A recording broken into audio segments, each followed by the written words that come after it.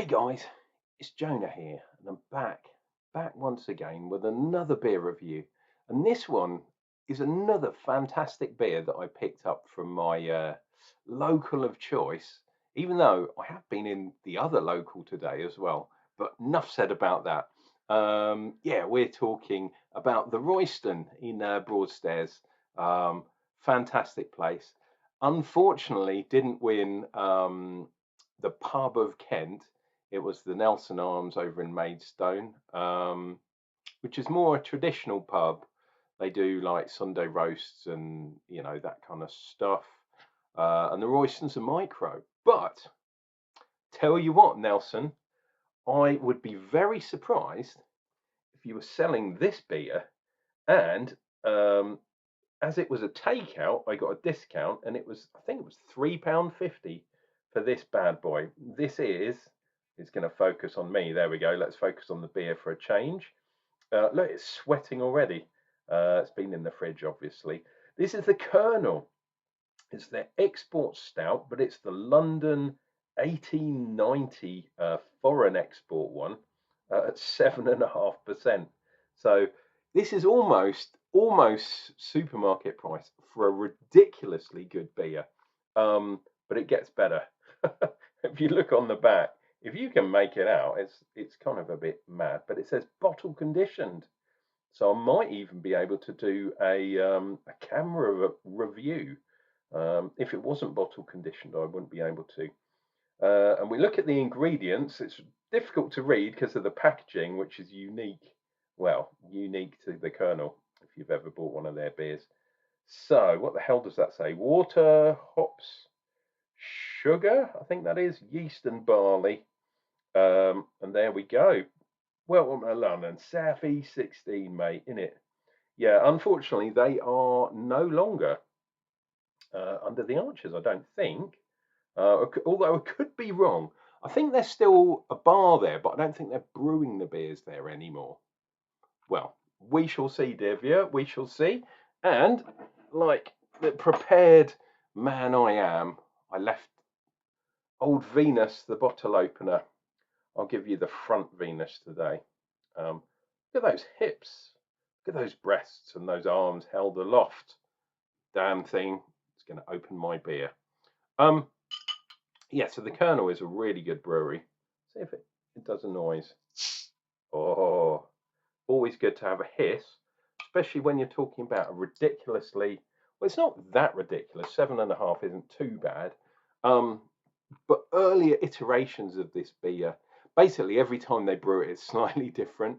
And that is one of the things you got to love about the Kernel, because they do things slightly different to traditional brewers, or breweries, I should say, in the fact that they play around. I mean, I'm sure breweries, in fact, I know because there's a brewer around here that he changes every beer, he changes the recipe a little bit.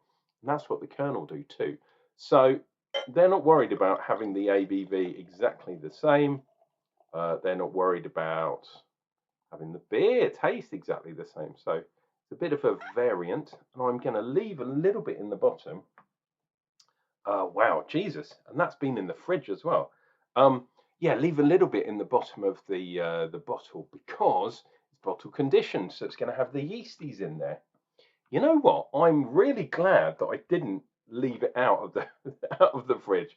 How many is that? 3 fingers? Wow. Fisting comes to mind, but yeah, that is a 3-fingered head, I would say. And that the head's almost as big as the beer itself. Right, so you know what that means. That means, whoop, get that in the shot. It means I'm going to stare at this like a lunatic, which is what I do on this channel, dear viewer. If you're new to the channel, welcome. If you are back for another beer review, then welcome, old friend. Thank you for coming. Oh, and the other thing is, Andy from the Royston gave me a shout on his own Facebook. So, Andy, I know you watch the videos, especially when I bought the beers from you. But yeah, thanks very much, dude. Very, very nice of you to do. And it was my birthday, so I think he said happy birthday. So, thank you very much. And this is one of your babies via the Kernel. You know what? I'm just going to drink it through the head. Why not? You know, actually, look at that. Look at the colour and look at the top. It's like honeycomb. Let's see if we can pick out. See if it'll focus on the head there. Sometimes it does, sometimes it doesn't, because the glass plays tricks with the camera. But yeah, I'm trying to show you the honeycomb nature of that head. It looks, oh, maybe that would work. Ah, whatever. Proper old school strong export stout. Would you call it an imperial? Maybe. Um, what's the difference between an imperial and an export stout, for example? Well, the line does get crossed, I have to say. Um, but yeah, all the residuals are there. A little bit of sweetness, a little bit of kind of biscuit there. Um, yeah, what's that kind of? It's not coffee per se. Maybe a bit of mocha, like a chocolate thing. Maybe.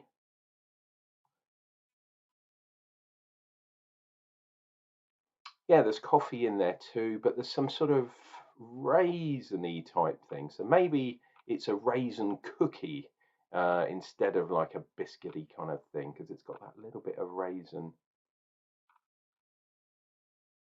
Actually, I'll tell you what it is because it's a bit stronger, boozy. Maybe the alcohol is kind of coming up. I doubt it just yet, but maybe it is. It's that kind of like yeah, that kind of rum raisin or plum duff, you know, that kind of puddingy kind of aroma too. Um, oh, affogato, maybe something along those lines of coffee as well.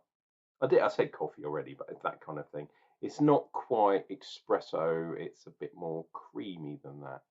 Although there is no mention here of oats. So that's something that, you know, is it going to affect the beer? Don't know. There's only one way to guess.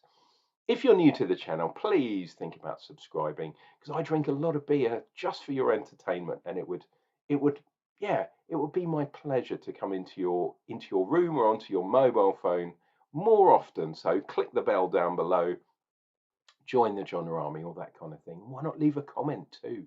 The least you can do is give me a like, give me a thumbs up, hey. Do it now before I start talking again. I'm good at that, by the way. Cheers and beers, guys.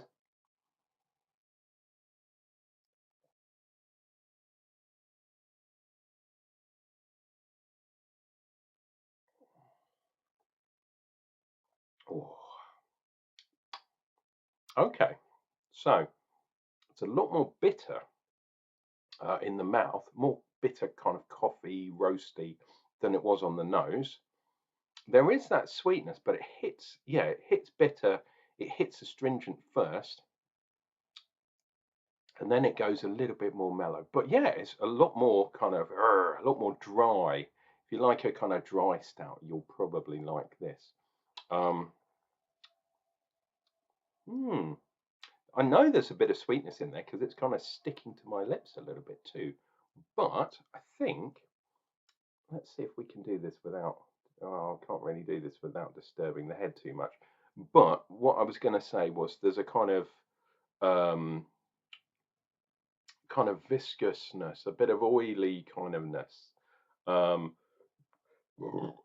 the same way you get from a nice malt whiskey. And what I was trying to do there is see if it's stuck to the side of the glass.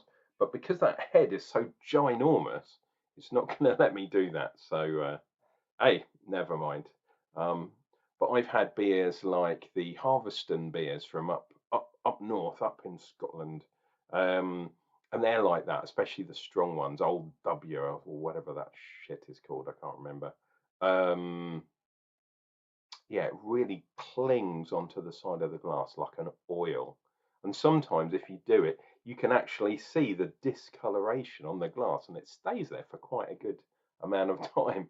I wasn't saying your beer's shit, man. I'm just saying that name is no idea what it is.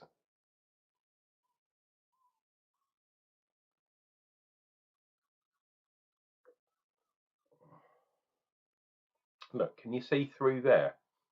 Obviously, the head is kind of causing colour as well, but it's gives it that kind of oily finish. Uh, you know, if you're waxing something like waxing a table, or I don't know if people do that these days, and you get that sheen. I know about Mr. Sheen because some people call me that because of my bald pate. Um, but yeah, that's the kind of thing. Taste wise, I'm kind of getting through that bitterness now, because that was kind of an assault to the senses, especially when this is a 7.5% beer. So if I start mumbling, it's you can blame that. And I've had a beer already today. In fact, I've had two. So this is third beer time. They were halves, dear viewer. They were halves. Yeah, it's more like I was thinking more of a sugary kind of cookie kind of biscuit. Now I'm thinking it's more like a dry raisin biscuit. Um, yeah, more like a cracker kind of, if you can imagine that, a sort of cracker style biscuit with a sort of a bit of raisin on there or something like that. No real sugar, although it's coming over sweet. I think the bitterness, the astringency of this beer, um, they had to leave it a bit sweet, because if it was too dry, it would be like puckeringly bitter. It would be one of those. But as it is, yeah, really nice beer. And it's not, it doesn't taste that boozy, to be perfectly honest. You'd expect something. I mean, I've had like 10, 15% stouts before, and they're proper booze time. A 7.5%, yeah, holds no fear for me. Um, but yeah, you don't want to have too many of these. Put it this way, I think I might stick it to this one tonight.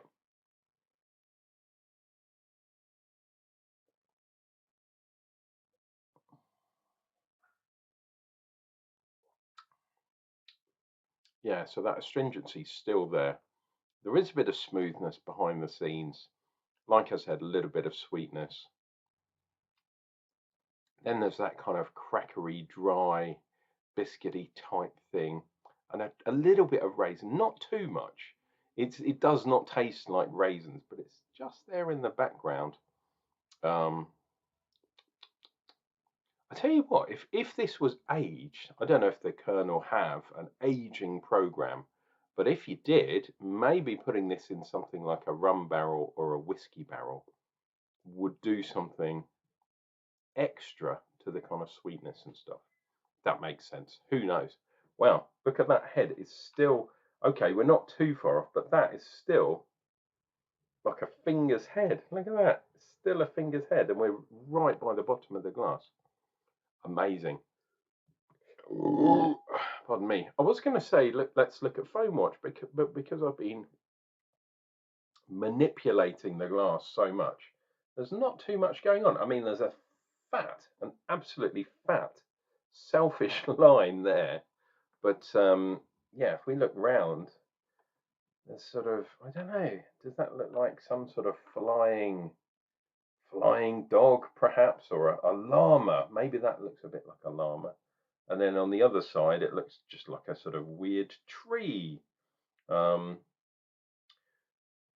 do you remember Dr. Seuss? They had those cartoons, and the trees in that weird world looked a bit like that. A sort of bendy tree going up with balls or with knobs on. You know how we roll with knobs on. Cheers and beers.